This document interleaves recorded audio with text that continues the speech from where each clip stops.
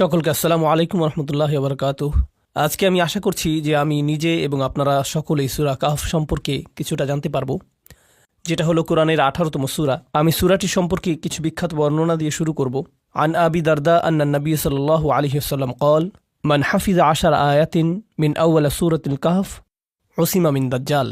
আবু দারদা কর্তৃক বর্ণিত রাসূল সাল্লাল্লাহু আলাইহি ওয়াসাল্লাম বলেছেন, সূরা কাহফের প্রথম 10টি আয়াত যে মুখস্থ করবে সে দাজ্জালের ফিতনা অথবা দাজ্জালের পরীক্ষা অথবা স্বয়ং দাজ্জাল বা ভণ্ড মাসিহ থেকে সুরক্ষিত। عن أبي سعيد الخدري رضي الله تعالى عنه أن النبي صلى الله عليه وسلم قال من قرأ سورة الكهف في يوم الجمعة أدعى له من النور ما بين الجمعتين।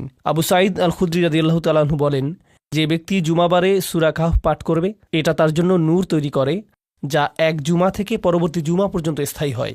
এই সূরাটির উদ্দেশ্য হল মানবজাতির সর্ববৃহৎ যে পরীক্ষার সম্মুখীন হবে তা থেকে সুরক্ষা দেয়া, যার সম্পর্কে স্বয়ং রাসূল সাল্লাল্লাহু আলাইহি ওয়াসাল্লাম সতর্ক করেছেন।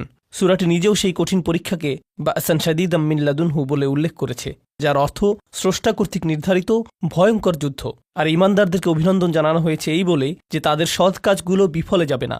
এটি একটি গভীর তাৎপর্যপূর্ণ সূরা, অত্যন্ত অনন্যভাবে বিন্যস্ত।